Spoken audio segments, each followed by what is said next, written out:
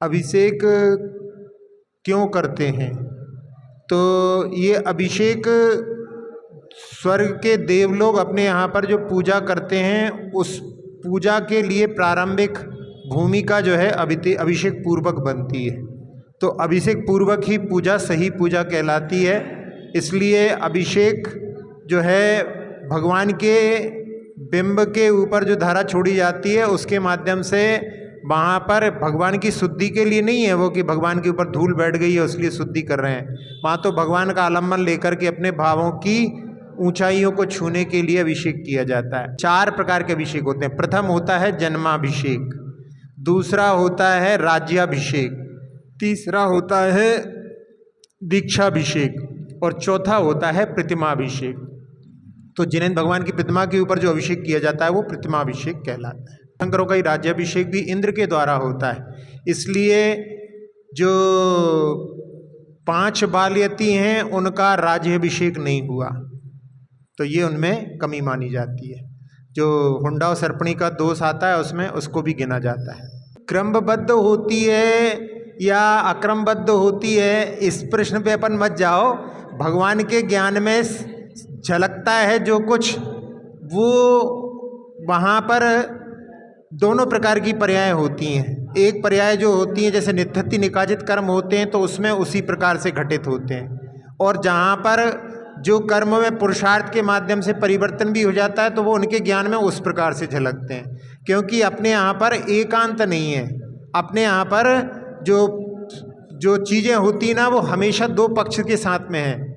सप्पड़ी बक्खा हवदी एक का, ऐसा करके जो है आचार्य कुंद स्वामी ने पंचास्तिकाय में कहा है कि सब प्रतिपक्ष से होते ना, एक भी है तो अनेक भी है, नित्य भी है तो अनित्य भी है। इसी प्रकार से पर्याय जो है जहाँ पर जैसे आ गया कि ये जो है तीर्थंकर बनेंगे तो ये नित्य जैसा हो गया, लेकिन जहाँ कहीं कहीं पर जहाँ वर्णन नहीं है तो वहाँ पर ऐसा। जैसे जब आचार्य गुणभद्र स्वामी ने कुंथुनाथ भगवान के उसमें लिखा, जब कुंथुनाथ भगवान जब चक्रवर्ती के रूप में थे, जा रहे थे तो उनके साथ में कोई जा रहा था और उन्होंने पूछा दूर देख करके, कोई मुनिराज दूर दिखाई दिए, तो उस समय में उनसे पूछा कि इनका क्या होगा।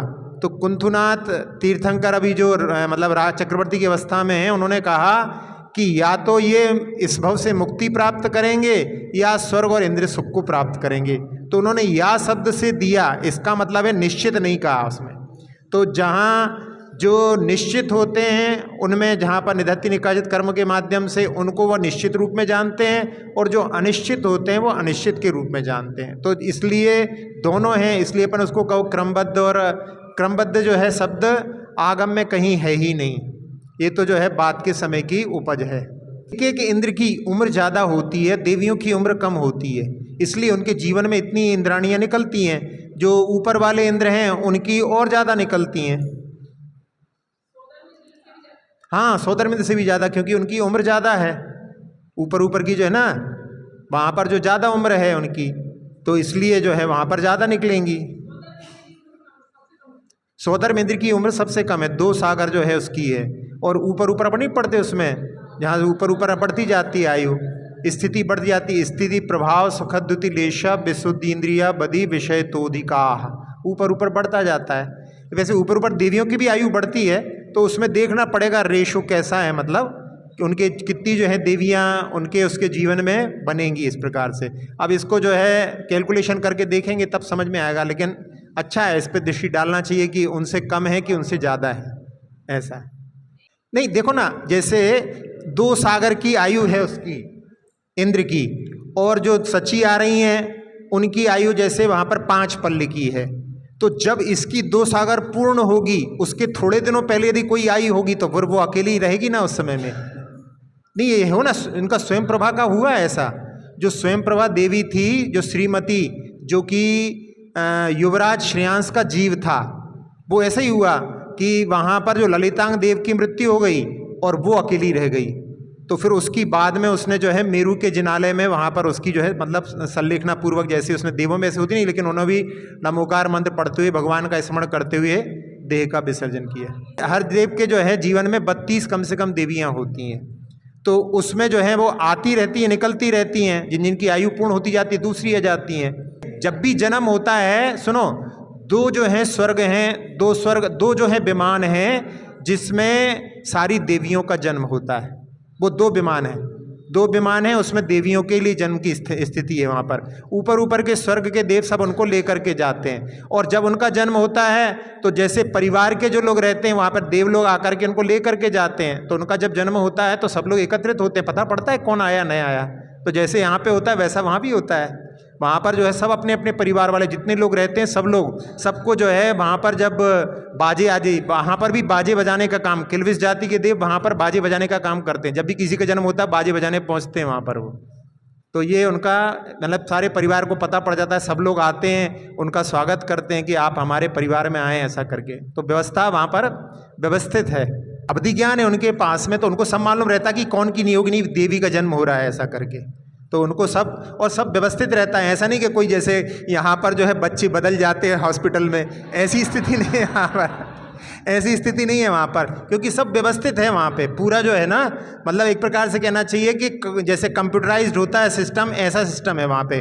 तो वहाँ पर सबको जो है अपने अवधि ज्ञान से कि किस किस की जो है, जैसे अब स्वधर्मेंद्र जो है जान लेता है कि अब जो है भगवान का गर्भ का समय आ गया है। पहले से वो बता देता है कि भाई अब जो है भगवान का इतने महीने बचे हैं, अब जो है 6 महीने बचे हैं भगवान के वहाँ स्वर्ग में, अब भगवान जो है गर्भ में जाएंगे। तो कुबेर से कहते हैं जाकर के नगरी की रचना करो। तो सब कुछ ऑटोमेटिक, उनके ज्ञान जो अवधि ज्ञान है उनका अच्छा पावरफुल होता है, उससे उनको सारी जानकारी जो है मिलती रहती है। कहा ही है देवाय ओहि चक्षु, साधु के लिए लिखा आगम चक्षु, और सारे प्राणी उनके इंद्रिय चक्षु होते हैं। तो देवों के लिए ओहि चक्षु, यानी उनका जो अवधि ज्ञान ही चक्षु होता है, उसके माध्यम से वो सब जानते हैं। लेकिन उसकी सीमा है, मतलब जैसे सौदर्म ऐशान के जो देव रहते हैं वो पहले नरक तक जानते हैं, उसके नीचे नहीं जानते। जैसे जब आदिनाथ भगवान का जीव जब स्वर्ग में पहुंचा था, भूमि से स्वर्ग में गए थे सौदर्म ऐशान में, तो वहाँ पर उन्होंने जो उनके पूर्व में जब महाबल नाम के वो राजा थे, उस समय में उनके मंत्री थे, तो स्वयं बुद्ध नाम के मंत्री ने उनको भोग भूमि में सम्यक दर्शन प्राप्त कराया था। तो वही जो है मंत्री जो मुनिराज के रूप में आए थे, वो निर्वाण को प्राप्त करते हैं। तो निर्वाण को प्राप्त करने के पहले केवल ज्ञान प्राप्त करते, तो केवल ज्ञान की उनकी पूजा करने के लिए आदिनाथ भगवान का जीव जाता है। तब वहाँ पर पूछता है कि उस समय में हमारे 4 मंत्री थे, एक तो आपने भगवत्ता को प्राप्त कर लिया, 3 और कहाँ हैं? तो उस समय में बताते हैं कि 2 तो जो है तीव्र कलुषता के कारण में निगोद में चले गए, लेकिन एक जो है अभी जो है दूसरे नरक में है। तो ये पहले नरक तक जानने की सामर्थ्य है इनकी, वो दूसरे नरक का था। तो जहाँ तक जानने की सामर्थ्य रहती है उसके बाद में उनको ब्लैंक, कुछ दिखाई नहीं देता, वहाँ पर कुछ नहीं जान सकते। तो ऐसा रहता, तो अपनी अपनी सामर्थ्य के अनुसार जानते हैं, और जितनी सामर्थ्य रहती है उसमें बिल्कुल स्पष्ट रहता है, यानी अवधि ज्ञान में बिल्कुल स्पष्ट झलकता है। तो इस प्रकार की स्थिति, उसके माध्यम से कहीं पर जो है ऐसी कोई मतलब इधर उधर हो जाए, ये तो जो है यहाँ पर अपने मानव की कमियां मानी जाती हैं कि भाई सामान इधर का उधर पहुँच गया, उधर का इधर हो गया, लेकिन वहाँ ऐसी नहीं होता, सब व्यवस्थित रहता है। अब आप यही देखो ना कि जहाँ जीवों के जन्म का, कहाँ पर कौन सा जीव जन्म लेगा, ये सब जो है कर्मों के माध्यम से अपना अपने आप ही जो है सब व्यवस्थित होता रहता है। विग्रह गति में जीव जो है कहीं से कहीं किस प्रकार से जाना है, सब जो है व्यवस्था जो है अपने कर्मों के अनुसार, जैसे सबके नंबर आते ना, ऐसे जो है सबके नंबर रहते हैं, अपने अपने नंबर के अनुसार जो है उसके अनुसार जहाँ उसके योग्य है वहाँ पर वो जीव अपने आप पहुँच जाता है। तो सारी व्यवस्थाएं जो ऑटोमेटिक है संसार को, इसीलिए जो अभी आगे की ढाल में आएगा, किन्हू न करे न धरे को, षट द्रव्यमयी न हरे को, कोई इसको व्यवस्थित नहीं करता, सब अपने आप ऑटोमेटिक व्यवस्थित है। नहीं, अपने में नहीं लिखा, उनके भी लिखा है, उनके जो पिटक हैं उनमें लिखा है कि बुद्ध ने लिखा कि हमने पहले दिगंबर दीक्षा धारण की और हमने हाथ में भोजन किया, जमीन पर शयन किया, सब कुछ किया, लेकिन हुआ ऐसा एक बार में उन्होंने बीच में बहुत लंबे उपवास कर लिए और उस उपवास में उनके शरीर की स्थिति डल हो गई खूब बिल्कुल। तो उन्होंने उस समय में कहा कि नहीं, ये तो मार्ग ठीक नहीं है, तो उन्होंने मध्यम मार्ग उस समय में निकाल दिया। आप लोगों ने, आपने प्रश्न ही पूछा नहीं, तो इसी में एक आगे प्रश्न बनता है, लोग पूछते हैं अक्सर कि बौद्ध धर्म जो है पूरे दुनिया में फैला और अपना जो है जैन धर्म यहीं पर सीमित रह गया, तो ऐसा क्यों? जबकि ऐसा है कि बौद्ध धर्म जो है यहाँ से ही साफ हो गया, भारत में उसके मानने वाले ज़्यादा नहीं हैं। वो जो है जिन लोगों ने माना है वो अम्बेडकर आदि ऐसे लोगों ने बाद में स्वीकार किया। वास्तव में जो बौद्ध थे वो तो सारे जो है यहाँ से एक प्रकार से पलायित ही हो गए। तो उसमें भले ही वो जो है बौद्ध धर्म बहुत फैला, लेकिन उसका वास्तविक जो रूप था उसमें बहुत परिवर्तन हो गया। एक तिब्बत के एक विद्वान थे रिनपोछे, उन्होंने लिखा कि भले ही हमें इस बात का गर्व है कि हमारा धर्म बहुत देशों में फैला, लेकिन इस बात की हम आपकी प्रशंसा करेंगे कि आपका धर्म भले ही बहुत देशों में नहीं फैला, वैसे अपना भी जैन धर्म पहले बहुत देशों में गया था, लेकिन चूंकि दिगंबर चर्या जो है बहुत मतलब व्यवस्थित है और इसके लिए जो है श्रावक का होना बहुत जरूरी है। यदि श्रावक नहीं रहेंगे तो जो है साधु की चर्या नहीं हो सकती। तो उसके कारण में जहाँ धीरे धीरे जो है जब देखा श्रावक जो है नहीं कर पाए, तो उस प्रकार से जो है धीरे धीरे परिवर्तन हो गया। बाकी बहुत से देशों में जा कर के उन्होंने प्रचार पहले किया था। तो उन्होंने कहा कि इस बात का हमें भले ही गर्व हो, लेकिन हम आपकी प्रशंसा इसलिए करेंगे क्योंकि हमारा जो बौद्ध धर्म है वो जो है ओरिजिनल जहाँ पर जिस प्रकार से था उसमें बहुत परिवर्तन आ गया। यानी जो महात्मा बुद्ध की चर्या थी और आज के जो बौद्ध भिक्षुओं की चर्या है उसमें जमीन आसमान का अंतर आ गया है। लेकिन आपके यहाँ आज भी भगवान महावीर की चर्या करने वाले साधु उपस्थित हैं। तो इस बात से मैंने भले ही जो है सब जगह फैल गया, लेकिन ओरिजिनल जो है उसको ही नहीं बचा पाए, इसलिए हम आपकी प्रशंसा करेंगे। वो बौद्ध तिब्बत के जो हैं विद्वान ने ऐसा कहा। तो इस बात से जो है अपने लिए कि अभी भी अपने यहाँ जो भगवान महावीर की शिक्षाएं हैं उनका पालन अभी भी हो रहा है, ये बहुत बड़ी उपलब्धि कह सकते हैं। और उसका कारण जो है कि उसमें जो 28 मूल गुणों और जो दिगंबर साधु की चर्या है उसके कारण में जो है वो व्यवस्थित अभी भी चल रहा है। बीच बीच में जब शांति सागर जी के पहले थोड़ा बहुत बीच में काल के प्रभाव से, क्योंकि उस समय में साधुओं का विचरण बहुत स्वतंत्रता से नहीं हो पाता था, तब थोड़ा सा परिवर्तन आया था। लेकिन फिर भी इंटीरियर में जो गांव वगैरह में बहुत जो है इंटीरियर में दिगंबर मुद्रा के पालन करने वाले का कभी अभाव नहीं हुआ। वो हमेशा बने रहे, उनका कभी भी अभाव हुआ नहीं। वो जरूर यहाँ के इस एरिया में जहाँ पर विद्वान होते थे वो लोग कहते थे कि कब मिली हैं मुनि उपकारी, ऐसा करके उन्होंने भजन लिखे, क्योंकि उनके लिए दर्शन नहीं होते थे। लेकिन दक्षिण में कर्नाटक में वहाँ पर साधुओं का हमेशा जो है वहाँ पर रहा, मतलब कभी भी जो है उसकी धारा टूटी नहीं है। आदिनाथ भगवान मोक्ष में गए थे, वो किसने देखा था? आदिनाथ भगवान जब मोक्ष गए थे ना, तब उस समय में जो है बहुत सारे केवली थे, केवली भगवान बहुत सारे थे। तो उनके ही समोसरण में 20,000 केवली बताते हैं। तो इतने सारे केवली थे, तो केवल ज्ञान में उन्होंने सबने देखा था और उन्होंने बताया कि भगवान आदिनाथ जो है मोक्ष में गए।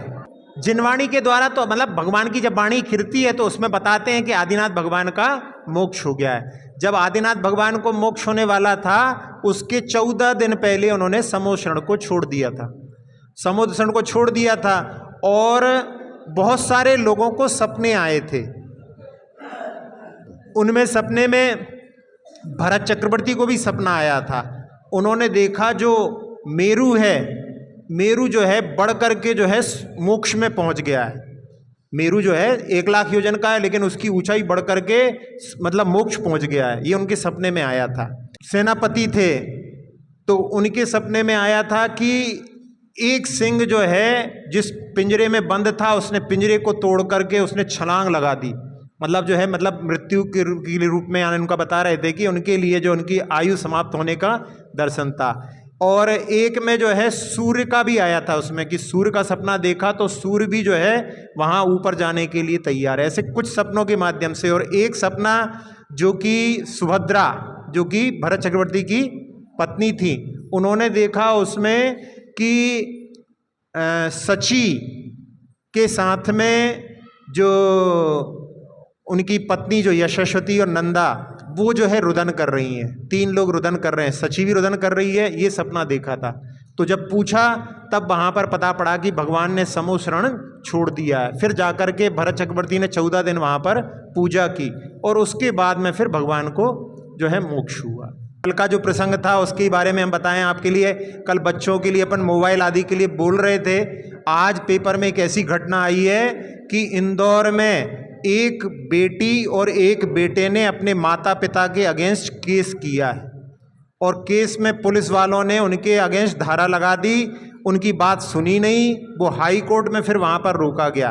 विदेश में तो ये संस्कृति है, वहाँ पर तो छोटे छोटे बच्चों को स्कूल में पढ़ाया जाता है, यदि मम्मी पापा पिटाई करें तो इस नंबर पे फ़ोन कर देना, उनके बच्चों को सिखाया जाता है वहाँ पे।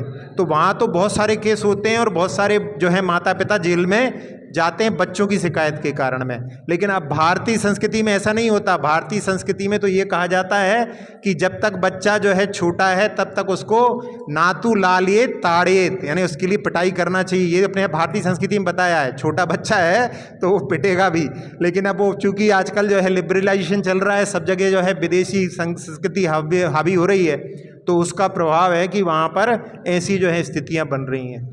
और उसमें जो धाराएं लगाई हैं बहुत खतरनाक धाराएं लगाई। 21 साल की लड़की ने अपने पिता के अगेंस्ट ऐसी धाराएं लगाई हैं कि जो उसमें जो अपन कहने में भी मतलब अच्छा नहीं लगता। ऐसी जो है स्थिति बनी है उसमें, केवल उस मोबाइल के कारण में, मोबाइल आदि के रोकने के कारण में ऐसा। इसलिए कई बार जो है मतलब ऐसी चर्चा करते हैं तो मतलब कुछ कई बार लोग जो है उसको ज़्यादा सीरियस भी ले सकते हैं। इसलिए ज़्यादा जो है माहौल इसका जो है अपने घर में, और जैसे कल ही आया था, बहुत सारे लोग आप लोग हाथ उठाने को तैयार नहीं थे, पुरुष वर्ग भी हाथ उठाने को तैयार नहीं था, लेकिन अपने को अपने बच्चों के सामने नियंत्रण स्वयं करना होगा। अपने बच्चों के सामने यदि आप मोबाइल का प्रयोग करोगे तो बच्चे उससे ज़रूर बिगड़ेंगे। जो उन बच्चों को यदि सुधारना चाहते हैं तो माता पिता को स्वयं अपने सुधारना होगा अपने आप को। कई लोगों ने देखा, कहा कि महाराज जी हम जब बच्चे सो जाते हैं तब हम मोबाइल खोलते हैं, उसके पहले खोलते नहीं हैं। तो उससे मतलब बच्चों को जो है यदि अपन और बच्चों के लिए समय भी दें, अपन बच्चों के लिए यदि समय नहीं देंगे, अपन यदि मोबाइल पे लगे रहेंगे तो फिर बच्चे जो है मतलब आजकल ऐसा हो रहा है कि बच्चे लोगों को समय परिवार वाले देते नहीं हैं और उसके कारण में ऐसा होता है। फिर कई बार फिर बाद में कहते हैं कि अब बच्चे हमको समय नहीं दे रहे हैं क्योंकि आपने उनके लिए समय नहीं दिया, तो वो भी फिर इस प्रकार से होता है, लौट करके आता है। अमेरिका में तो बहुत सारे केस इसलिए हो रहे हैं, वहाँ पर एक चीज़ वहाँ पर चलती है, बच्चे लोगों को लेकर के घूमने के लिए जाते हैं और अपनी गाड़ी में ही बच्चों को सुला करके वहाँ पर जो घूमने के लिए कहीं पर जो होटल वगैरह में चले जाते हैं, और हर साल वहाँ पर कई बच्चों की मृत्यु कार के अंदर बंद वहाँ पर, क्योंकि जो है ऑक्सीजन वगैरह कम हो जाती है, कई बच्चों की मृत्यु ऐसे हो जाती है। और उसमें बताया कि उसके कारण में बच्चों में वो जो है भावना बचपन से इस प्रकार की जाती है कि वो अपने माता पिता के विरोधी शत्रु हो जाते हैं। तो वहाँ की संस्कृति और यहाँ की संस्कृति में बहुत अंतर है, लेकिन फिर भी अपन भी जो है उसी ओर बढ़ रहे हैं। इसलिए अपने को बहुत कुछ जो है परिवर्तन करने की आवश्यकता है। यदि अपन परिवर्तन करेंगे तो बच्चों में अवश्य परिवर्तन आएगा। कि जो नरक जाता है चक्रवर्ती, उसकी पटरानी नरक जाती है। जो चक्रवर्ती नरक नहीं जाते उनकी पटरानियों के लिए नियम नहीं है कि वो नरक ही जाती, ऐसा। हाँ ठीक है। अच्छा महाराज जी बोल रहे थे तो अपन क्या बोले कोई बहुत सारे ग्रंथ होते हैं, किसी का अपने पढ़ा क्या है, अपन कुछ जानते नहीं है, थोड़ा बहुत जानते हैं। नरक आयु बांध ली थी इसलिए नरक गया, जो आयु बन जाती है फिर वहाँ जाता है जीव।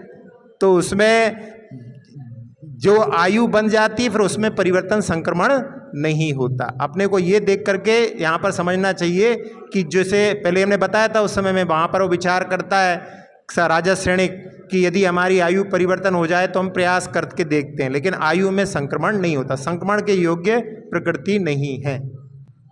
हाँ, कुंभकर्ण का एक उसमें अच्छा प्रसंग है, हमने एक दिन शायद पहले सुनाया था उसमें कि कुंभकर्ण जो ध्यान में बताया था कि कुंभकर्ण जो थे उनका नाम भानुकर्ण था और उनकी ससुराल थी कुंभपुर। तो ससुराल की बातें ज़्यादा सुनते थे, कान उनके वहाँ लगे रहते थे, होता है अक्सर ऐसा, तो इसलिए उनका नाम जो है कुंभकर्ण ही पड़ गया। राक्षस वंश है। आप यदि रविशरण आचार्य का पद्म पुराण पढ़ेंगे तो वहाँ पर ये वंश हैं, वंश के नाम हैं। वहाँ पर एक राक्षस नाम का राजा हुआ, नाम ही रख दिया उसका। कई बार होता ना, जैसे किसी का नाम रख दिया, तो उस राजा का बड़ा प्रताप था, तो आगे चल करके वो वंश जो है राक्षस वंश के नाम से ही जाने लगा। तो फिर वो जो है जैसे बानर वंश है, अब जो है अन्य लोग तो उनको हनुमान को बानर के रूप में मानते हैं, लेकिन अपने यहाँ पर वो कामदेव थे, सुंदर थे और वानर वंश के थे। वानर वंश, एक राजा जो था उनके यहाँ पर, उसने एक द्वीप की रचना की जहाँ पर सब लोगों को बसाया, और उसमें बंदर बहुत थे। जब विवाह हुआ उसका, उसकी रानी आई और सुबह सुबह जहाँ पर वो अपने कक्ष से निकली तो वहाँ पर उन्होंने क्या किया था, वहाँ के लोगों ने बड़े बड़े बानर के चित्र जो हैं जमीन पर सब जगह लगाए थे। तो उनको देख करके वो डर गई। तो उसने पूछा कि आपने ये चित्र क्यों बनाए हैं? तो उन्होंने बताया यहाँ पर बानर को बड़ी अच्छी दृष्टि से रखा जाता है। तो उन्होंने कहा यदि आप ऐसा मानते हो तो राजा ने उनके लिए कि अपन उसको मुकुट में स्थान देते हैं, मुकुट जो मुकुट रहता है ना उसमें स्थान देते हैं, ध्वजा में स्थान देते हैं। आप जमीन पर बनाओगे तो पैर रखेंगे उस पर, तो उस पर नहीं दे करके उनको वहाँ पर, तो उस समय से फिर वो बानर वंश कहलाने लगा। तो वो वास्तव में जो है कपि ध्वज, इनके यहाँ पर जो है उसमें आता है कपि ध्वज बोलते हैं। तो कपि यानी ध्वज में जो कपि का चिन्ह था, बानर का चिन्ह था, वो बानर वंशी थे, ना कि जो बानर थे। तो ऐसा है। अब जो अपन ने आप लोगों ने टीवी पर देखा है वही आपके मन में रहता है, लेकिन ऐसा नहीं है। जम्बूद्वीप तो पूरा जितना जो विश्व है, ज्ञात विश्व, वो सब जम्बूद्वीप के अंतर्गत ही है। तो जो जम्बूद्वीप का जो क्षेत्रफल है ना बहुत बड़ा है, जो ज्ञात विश्व का क्षेत्रफल है उससे भी ज़्यादा बड़ा जम्बूद्वीप का क्षेत्रफल है। तो अपन जिस जगह पर हैं सारा जो है सब जो है आरखंड के अंदर ही है, बल्कि आरखंड 5 जो मलेच्छ खंड के अलावा भी जो है आरखंड ही इतना बड़ा है कि उसमें ही सारा कुछ समा जाता है। अपन जो कौर बना करके खाते ना उसी को कवल बोलते हैं। कवल यानी कौर बनाते, ऐसा बनाते ग्रास जिसमें लगा करके जिसको कौर बना लेते खाते समय में, तो उसको कौर को ही कवल बोलते हैं। तो कवला आहार यानी कवल का आहार, कौर का आहार करना। तो जो त्रियंचर मनुष्य होते हैं वो कवलाहारी होते हैं, यानी उसको खाते हैं अपना ग्रास बना करके। तो वो ग्रास का जो आहार करना वो कवलाहार कहलाता है। स्वप्न में जो यदि आपने ऐसा देखा हो कि हम रात में खा रहे हैं तो दोष लगता है। यदि उसमें अपने स्वप्न में भी यही देखा कि हम दिन में ही खाया है तो फिर कोई दिक्कत नहीं है। शलाका पुरुष, हाँ शलाका पुरुष जो होता है, शलाका पुरुष 63 होते हैं। 63 शलाका पुरुष कौन कौन से होते हैं? 24 तीर्थंकर, फिर इसके बाद में 12 चक्रवर्ती और 9 नारायण, 9 प्रतिनारायण और 9 बलभद्र, ये मिला करके 63 शलाका पुरुष होते हैं। तो जो शलाका पुरुष होते हैं, जैसे खिड़की में जो शलाका लगी हुई है, जैसे इसमें तो बहुत ज़्यादा पास में लगी है, कोई खिड़की में शलाका जो है ना लोहे की जो रॉड लगी है, तो पूरे जो है देखा जाए क्षेत्र में तो रॉड बहुत कम है और जो आकाश का प्रदेश है वो ज़्यादा है। तो ऐसे ही संसार में बहुत कम ऐसे जो विशिष्ट पुरुष होते हैं उनको शलाका पुरुष यानी विशिष्ट पुरुषों को शलाका पुरुष कहा जाता है। तो वो शलाका पुरुष जो होते हैं वो उनकी संख्या फिक्स होती है। बाकी सब तो जो है बहुत सारे हो सकते हैं, केवलियों की संख्या बहुत सारी हो जाती है, लेकिन वो शलाका पुरुष, तीर्थंकर तो 24 ही होते हैं, केवली कई हो सकते हैं। जैसे एक समय में अभी जो है 8,98,502 इतने केवली हमेशा विचरण करते हैं। अपन लोगों का भाग्य नहीं कि अपने यहाँ पर एक भी है, लेकिन जो विजयार्ध पर्वत होता है, वैसे जम्बूद्वीप में ही जो 6 क्षेत्रों को विभाजित करने वाला 2 नदियाँ होती हैं उसके माध्यम से 6 विभाजन होता है, वो वहाँ पर जो विजयार्ध पर्वत है बीच में, जहाँ पर चक्रवर्ती की विजय आदि हो जाती है, वहाँ पर अभी भी जो है चौथा काल वर्तन करता है। तो वहाँ पर कोई केवली हो सकते हैं, लेकिन अपने यहाँ पर जहाँ जिस जगह पर अपन हैं आर्यखंड में, वहाँ पर जो है कोई भी केवली इस समय में नहीं है। तो जो केवलियों की संख्या तो बहुत हो सकती है, लेकिन शलाका पुरुषों की संख्या कम होती है, यानी जितने बताए हैं उतने ही होते हैं। और इनमें जो नारायण होते हैं और प्रतिनारायण होते हैं, इनमें आपस में बैर होता है। नारायण और प्रतिनारायण ये पूर्व भाव में बैर का जो है भाव लेकर के जन्म लेते हैं, और इस भाव में उनके बीच में लड़ाई होती है और दोनों मरण करके नरक जाते हैं। और बलभद्र जो होते हैं वो नारायण के भाई होते हैं बड़े, और बलभद्र और नारायण में अकाट्य प्रेम होता है। जैसे श्री कृष्ण जो हैं वो नारायण थे और बलभद्र जो थे, नाम ही उनका बलदाऊ बोलते हैं, तो वो थे। राम जो हैं बलभद्र थे और जो लक्ष्मण थे वो नारायण थे। तो इनके बीच में अकाट प्रेम था। अभी एक दिन सुनाया था हमने कि जब देव ने वहाँ पर कि इनके बीच में अकाट्य प्रेम कैसा है उसकी परीक्षा करने के लिए आकर के उसने वहाँ पर बताया कि जो है राम का मरण हो गया है, ऐसा जो है लक्ष्मण के लिए दिखाया। और जब लक्ष्मण ने जैसे ही सुना कि हमारे भाई का निधन हो गया है और उनके प्राण छूट गए। मतलब इतना अकाट प्रेम रहता है, जैसे बता रहे थे आज भी चल रहा था ना उसमें, कि जहाँ हार्ट अटैक आ जाता है, जो अपना बहुत प्रिय है उसका यदि वियोग हो जाता है तो कई बार मरण हो जाता है। तो वो जो है इसमें जो अनित्यता का बोध नहीं होने के कारण में ऐसी स्थिति होती है। तो ऐसा इन लोगों का रहता है। और बलभद्र जो होते हैं वो उसमें से कुछ जो है मोक्ष जाते हैं और कुछ जो है स्वर्ग जाते हैं, उनकी नरक की गति नहीं होती। लेकिन चक्रवर्ती में जो है नरक भी जा सकते हैं। और तीर्थंकर तो सारे जो है धर्म तीर्थ का प्रवर्तन करते हैं। लेकिन इसमें एक और विशेषता ये भी है कि तीर्थंकर नरक से आ सकते हैं, लेकिन बलभद्र, नारायण, प्रतिनारायण और चक्रवर्ती ये नरक से नहीं आते। मतलब तीर्थंकर नरक से आ सकते हैं ना, ऐसी जो है कर्म सिद्धांत की विचित्रता है कि वो नरक से तीर्थंकर आ सकते हैं, लेकिन ये जो है बाकी के नहीं आएंगे। तो ऐसे 63 सलाह का पुरुष होते हैं। पूर्व भव में जो इन्होंने तपस्या की है, तो पूर्व भव के कारण में ये पदों को प्राप्त किया, ये विशिष्ट पदों को प्राप्त उन्होंने पूर्व भव की तपस्या से किया है। लेकिन उसमें जो नारायण प्रतिनारायण होते हैं, इन्होंने पूर्व में निदान किया ने उस पद को प्राप्त करने की इच्छा रखी, उसके कारण में अपने यहाँ निदान को निंदनीय माना जाता है। तो उस पद की प्राप्ति के लिए उन्होंने निदान किया था, तो निदान के कारण में जो पद प्राप्त होता है उसमें अधोगति होती है। चक्रवर्ती भी जो बने हैं निदान से, उनकी भी अधोगति हुई, यानी वो भी नरक गए हैं। इसलिए अपने यहाँ पर निदान को बड़ा निंदनीय माना है। इसलिए अपन निदान नहीं करना चाहिए। निदान यानी भगवान की आराधना करते समय में कोई भी लौकिक आकांक्षा नहीं करना चाहिए। भगवान से जब भी मांगो तो क्या मांगो? वंदे तद्गुण, आपके गुणों की हमें प्राप्ति हो। और यदि मांगते हैं, जैसे इसमें आता है दर्शन स्तोत्र में, जिने भक्तिर दिने दिने सदा मेस्तु भवे। तो ये अपन मांग सकते हैं कि भगवान आपकी भक्ति कर रहे हैं, उस भक्ति का फल आपका जो है पुनः हमें आपका भक्ति जो है भव में मिलती रहे। तो निदान से अपने को बचना चाहिए, क्योंकि एक दिन हमने बताया था कि निदान बहुत सरल है, क्योंकि मन में इच्छा हो जाती है। कई बार लोग कह देते हैं भगवान हमें पास कर देना, तो ऐसा जो है छोटी छोटी चीज़ें अपन मांगते रहते हैं। लेकिन भगवान के पास में जाकर के भगवान हमें ज्ञान देना, ऐसा मांगो तो उसमें कोई बाधा नहीं है। लेकिन अपन छोटी छोटी चीज़ें मांग लेते हैं तो वो जो है आदत जो है अपनी मांगने की पड़ जाती है। लेकिन अपने को बच्चों को भी सिखाना चाहिए कि अपने को मांगना है तो क्या मांगना है भगवान से, भगवान हमारे लिए ज्ञान दो। अब एग्जाम में पास हो जाएं तो एक एग्जाम है, हर एग्जाम में फिर अपने को मांगना पड़ेगा। अपन ज्ञान मांगो, भगवान से हमेशा ज्ञान मांगो, जिसके माध्यम से अपन उस एग्जाम में अच्छी तरह से अपन उसको कर सकें।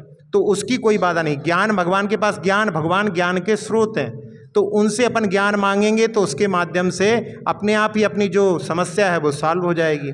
तो इसलिए भगवान के गुणों की, ये भी क्योंकि गुणों का ही मांगना हुआ ना, भगवान के ज्ञान, भगवान ज्ञान के सर्वोच्च हैं। केवल ज्ञान जो उनके पास में सर्वोत्कृष्ट ज्ञान है, तो वो ज्ञान हमें प्राप्त हो, ऐसी भावना करने में कहीं से कहीं तक निदान नहीं है। इसलिए अपने को जो है बच्चों के लिए भी पाठशाला आदि में भी इस प्रकार के संस्कार देते होंगे, लेकिन फिर भी यहाँ चूँकि बच्चे बैठे हैं इसलिए उनके लिए भी साथ साथ में अपन इसको ले सकते हैं।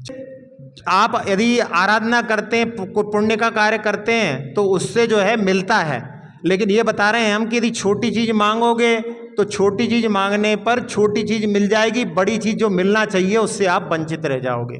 तो दुनिया में यही होता है कि छोटी छोटी चीज़ें अधिकतर मांगने वाले होते हैं, बड़ी चीज़ से वंचित रह जाते हैं। इसलिए ठगाओ मत। जैसे दुकान पे जाकर के माल सस्ता ले आओ और पैसे ज़्यादा दे दो तो वो घाटे का सौदा हो जाएगा ना।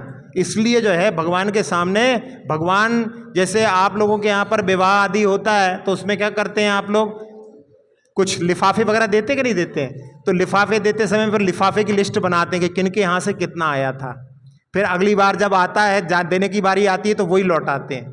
तो आप लोग ये ध्यान रखते हो कि भाई किसके यहाँ से क्या आया, किसके यहाँ से क्या गया है। लेकिन भगवान के सामने अपन जब भगवान की आराधना करते हैं तो भगवान से अपन मांगें कि भगवान हमें ये दे दो। आप उनके ऊपर छोड़ो ना कि भगवान क्या देते हैं अपने लिए। तो भगवान अपनी सामर्थ्य के अनुसार देते। तो भगवान की सामर्थ्य जो है, अनंत शक्ति, अनंत ज्ञान उनके पास में, तो उनके पास से जो कुछ अपने लिए प्राप्त होगा वो सर्वोच्च होगा। अपन छोटी चीज मांग करके अपना घाटा क्यों करें। के बारे में बता रहे हैं ना हम, ये पद जो है उन मुनिराज ने उस समय में कामना की कि हमको ये पद मिल जाए, तो उसके कारण में वो घाटे में चले गए, ये हम कह रहे हैं। उस समय में वो जो है यदि थोड़ा सा ध्यान जो है इस पर नहीं जाता तो उस समय में वो तीर्थंकर प्रकृति का बंद कर सकते थे। एक नंदीशेण मुनिराज के बारे में आता है कि नंदीशेण महाराज बैया वृत्ति में बहुत कुशल थे, और उस समय में जो बैया वृत्ति जो भावना है वो 16 करण भावना में भी आती है। तो उसमें लिखा आचार्य महाराज ने, हरिशेन जिनसेन स्वामी ने, कि यदि ये निदान नहीं करते तो उस समय में इनके लिए तीर्थंकर प्रकृति का बंद हो सकता था, लेकिन उन्होंने निदान करके और कामदेव के पद को मांगा इन्होंने, तो घाटे में रह गए कि नहीं रह गए। कामदेव तो जो है मतलब कोई भी हो सकता है, मतलब ज़्यादा बड़ी बात नहीं है, लेकिन तीर्थंकर पद जो है बहुत विशिष्ट होता है। तो उस दृष्टि से यहाँ पर बताया जा रहा है। अब उसको आप ये कहो कि हम मोक्ष मांगें, तो मोक्ष की कामना भी अपन जो है भगवान से दुख खाओ कम्मक खाओ वही लाओ, इसको मांगने में आचार्यों ने खुद कहा है कि इसको आप मांग सकते हो। इसके मांगने में अपने लिए मोक्ष प्राप्त करना ये लक्ष्य तो अपने दृष्टि में रहेगा, तो इसलिए अपने को सभी को जीवों को मोक्ष प्राप्त करना है, ऐसी भावना हमेशा करना चाहिए।